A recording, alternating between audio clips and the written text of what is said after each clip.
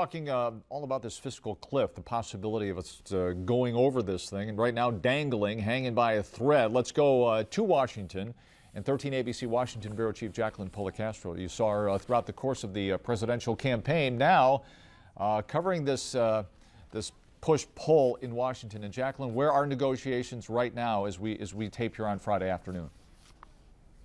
Well, Lee, the president is meeting with congressional leaders, and that is a very important first step, because I talked to about 10 different members of Congress over the past several days, and all of them pointed to the president, saying he needs to lead on this issue, including the senators from Ohio and our local members, all telling me the same thing. I can lead you to the Senate, though, and say that the deal will probably come from the Senate first, because Senate Republicans are more willing to negotiate right now. Yeah, but the House is where all the action is, right? I mean, that's where the rubber's going to meet the road here. And what about the probability or possibility that John Boehner will be able to get his colleagues to go along here and compromise with the president?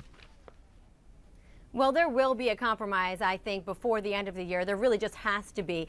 There's a lot at stake. It's just definitely a lot more difficult to predict what John Boehner and House Republicans will do on this issue. I can talk to you about the big sticking points. It's really taxes. That's what you're going to hear a lot about. Republicans don't want to raise taxes, and Democrats do. The president has even come out and said, I will not sign a deal that doesn't raise taxes, at least on the Americans that pay or that make the most amount of money. He wants to keep taxes the same for Americans that families that make about $250,000 or less. Now, Republicans, though, where you're going to see them compromise is they don't mind getting more money from tax revenue. They just don't want to change the tax rates. So you're going to hear a lot about that going back and forth.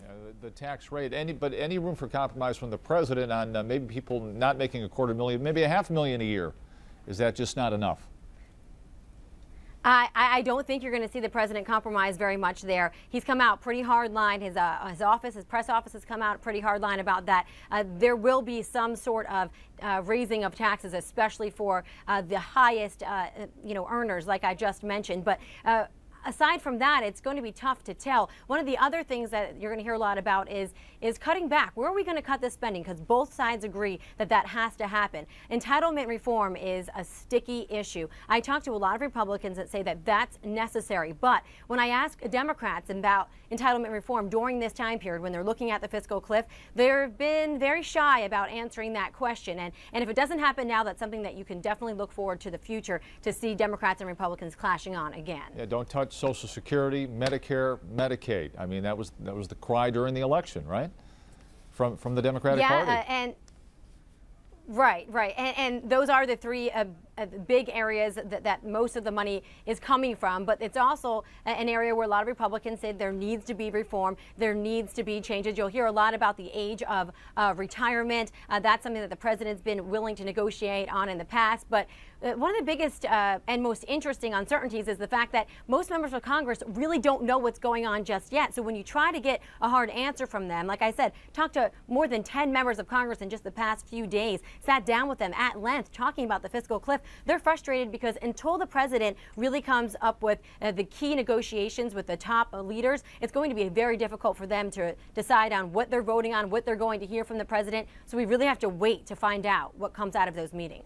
Toledoans, Northwest Ohioans, Southeast Michiganians want to know how this comes back to impact them, and when can people around these parts watching this program this morning expect something to be resolved? I mean, it's got to be before the end of the year. Yeah, Lee, look, that's the biggest thing. It has to happen before the end of the year. The Congressional Budget Office says that they think unemployment could raise to 9.1% if nothing happens here. No one in Washington, not a single member of Congress, would want that to happen. It's just not responsible. Harry Reid did come out and say that he's going to work behind the scenes during the Thanksgiving break. Members of the House and Senate will be off for an entire week after just getting back to work. They'll be off again, but he says he'll be working behind the scenes on this issue. He specifically says he doesn't want to see it drag out until the Christmas break, especially because if these tax rates change, they're going to have to get moved into the tax code by mid-December in order for them to go into effect. So it's really important that something happens quickly. But I did talk to a lot of members of Congress who say they're not booking any Christmas travel, any holiday travel past Thanksgiving because they don't know what's going to happen or how long it's going to take. Either way, something has to happen before the end of the year, or most economists predict recession and, of course, that very high unemployment rate. Yeah, and I tell you what, if you're a taxpayer, they're coming off a 5-week recess. Get to work and fix this thing, right? Exactly. I mean, you can afford to put in some extra hours on Capitol Hill if you're a lawmaker these days. I think that's the least they can do. Now, you're coming off what was a history-making election once again, an incredible battle that lasted for many, many months. You were everywhere. You were at all 3 debates.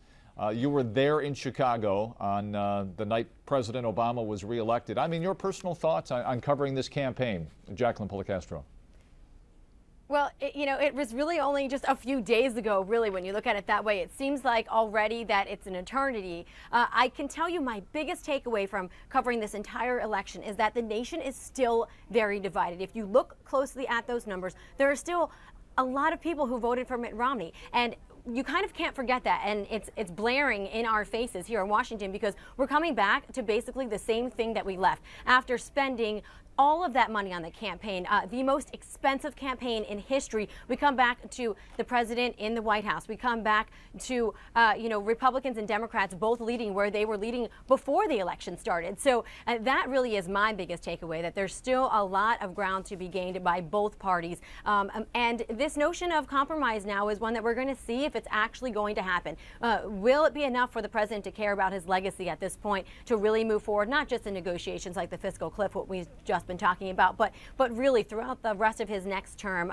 But my big takeaway, like I said, from all of that campaign travel and coverage is that the country is still very divided right now. Yeah, that's too bad.